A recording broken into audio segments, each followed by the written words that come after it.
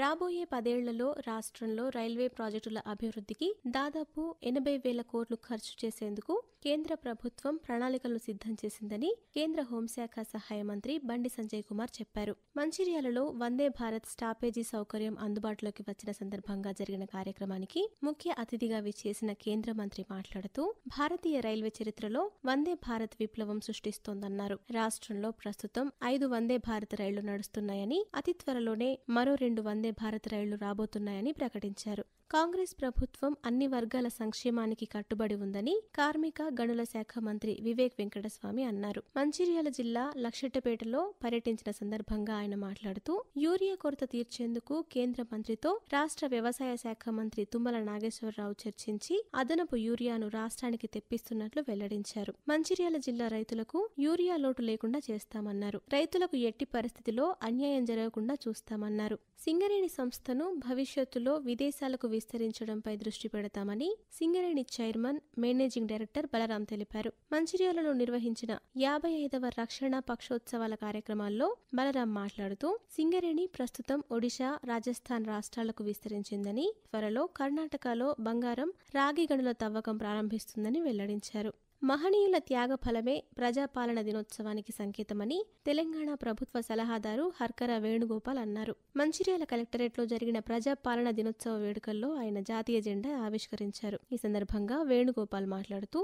పేద ప్రజల సంక్షేమం కోసం రాష్ట్ర ప్రభుత్వం అనేక సంక్షేమ కార్యక్రమాలు చేపడుతున్నట్టు తెలిపారు.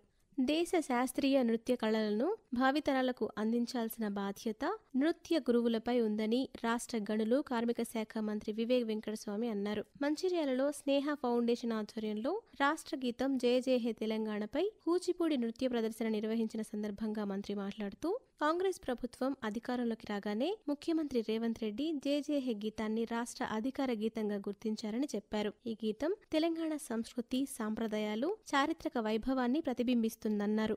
జిల్లాలో పంటల సాగుకు అవసరమైన మేరకు యూరియా పంపిణీ చేయడం జరుగుతుందని మంచిర్యాల జిల్లా కలెక్టర్ కుమార్ దీపక్ అన్నారు. భీమారం మండల కేంద్రంలో రైతు వేదికలో మండల వ్యవసాయ అధికారి సుధాకర్తో కలిసి రైతులతో మాట్లాడారు. మంచిర్యాల నియోజకవర్గంలోని దండేపల్లి, మేదరిపేట, లక్షెట్టిపేట గ్రామాలకు ఆసిఫాబాద్ జిల్లా తిర్యాని మండలం గుండాల గ్రామానికి మధ్య రాకపోకల కోసం 25 కోట్ల రూపాయలతో నూతన రహదారిని మంజూరు చేసినట్లు మంచిర్యాల ఎమ్మెల్యే ప్రేమ్ సాగర్ రావు ఒక ప్రకటనలో తెలిపారు. తిర్యాని నుంచి ఆదివాసీ ప్రజలు కాలినడకన లేదా ఎడ్ల బండ్ల ద్వారా మాత్రమే రావాల్సి వస్తున్న నేపథ్యంలో ఈ రహదారి నిర్మాణంతో పలు గ్రామాల ప్రజలకు రహదారి కష్టాలు తీరుతాయని ఎమ్మెల్యే తెలిపారు.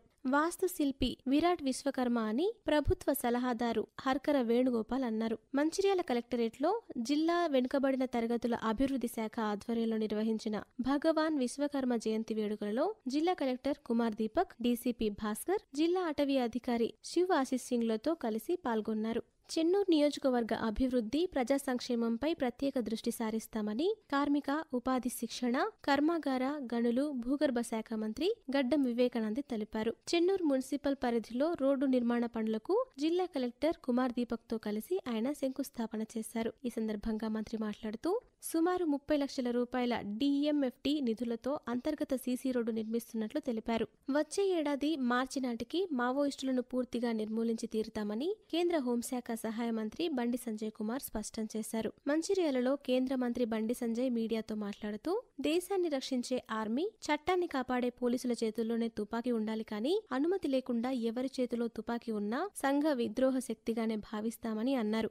రక్తదానం ద్వారా అత్యవసర పరిస్థితులలో ప్రాణాలను కాపాడవచ్చని మంచిర్యాల జిల్లా collector, Indian red cross society జిల్లా ప్రెసిడెంట్ కుమార్ దీపక్ అన్నారు. జిల్లా కేంద్రంలోని కాలేజ్ రోడ్లో పద్మనాయక కళ్యాణ మండపంలో ఏర్పాటు చేసిన రక్తదాన శిబిరంలో కలెక్టర్ మాట్లాడుతూ రక్తదానం వల్ల అత్యవసర పరిస్థితుల్లో ప్రాణాలను కాపాడవచ్చని తెలిపారు.